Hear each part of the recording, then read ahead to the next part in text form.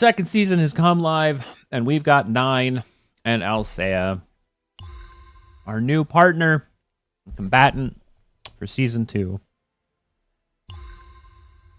9 is, as we have spoken about before, a Vanguard who is in the order damage type. Oh, we have a green Vanguard. This is the first time we've actually had one in the green space, which is really nice. We kind of went over her cards in a previous conversation, but let's go over it again. Standard 8-card package, 2 attacks with 1 shield, all defense-based damage.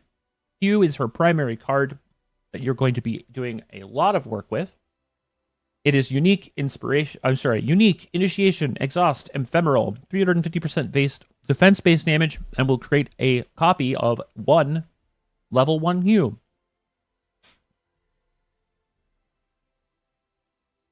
Experience Strike, which does defense-based damage, gains a damage-based shield, and increases the damage amount of all exhaust cards by 20% for 1 turn. Fatal Strike is 140% defense-based damage, increases the damage amount by 20% for each cost of the highest cost exhaust card in hand, then exhausts that card.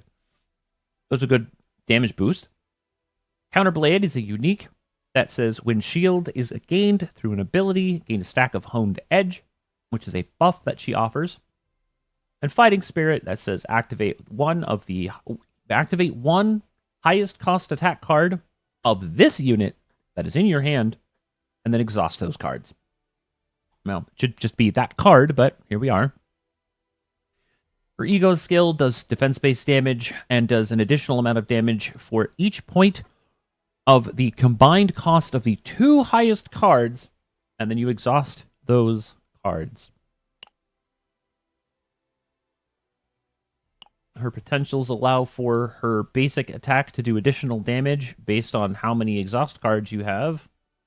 Because every time you get a chance to use one, it's increased by 15%, up to 2 stacks. Her basic is if you're at 250 defense, you will gain an additional 10% total damage to her basic attack. And if her defense is over 300, or if for every additional 10 above that, 300, you gain an additional amount of order attribute damage up to a maximum of 15%. She is, so far as I've been told, the strongest Vanguard in single target damage. She has the highest damage potential of all the Vanguards, and is apparently also one of the highest potential single target damaging characters in the game right now. Which is wild, considering she just came out today. So yeah. Cool. Weird. A lot of people are saying that she's good in both full tank and mild aggro settings. Really good with other characters who exhaust, so characters like Tressa, Kayron, any of the bullet characters. A lot of people are probably going to look at her to be a very interesting combination of both defense and offense based on what she can do, especially considering the fact that there's a large amount of characters that can do exhaust with their cards, or have exhaust on their cards, and will allow for all of those cards to have additional damage based on the cards that she provides. So it seems good.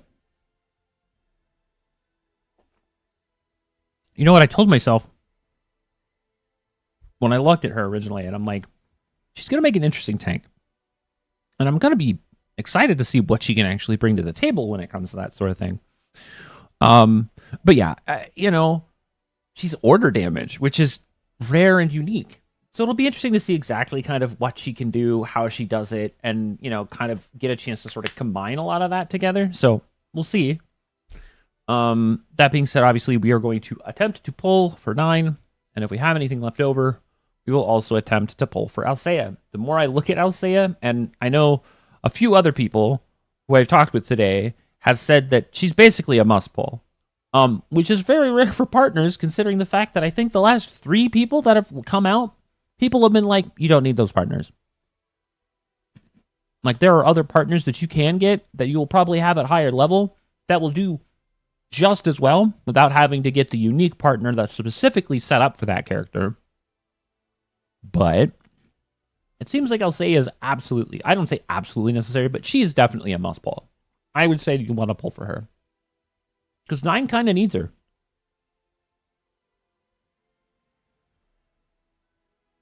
Now, whether or not that means anything to anyone else is perfectly fine. But what it really comes down to is basically having and wanting the ability to... I'm having one hell of a time trying to get anything done right now. Excuse me. That is also not what I wanted. As far as I can tell, and as far as what people have been saying so far, just from what I've seen in the chat rooms, is that she's important. So you know, I'm happy to roll for them both, and I don't see why I wouldn't roll for them both. I mean, I have in the past, but it's not a big deal. I'm very interested though in seeing what team comps will actually be good with 9, because I feel like she's actually going to be a very versatile character when it comes to team building, especially in this season. Since she's new, there's a lot of other stuff happening. It'll be important. Anyway, it's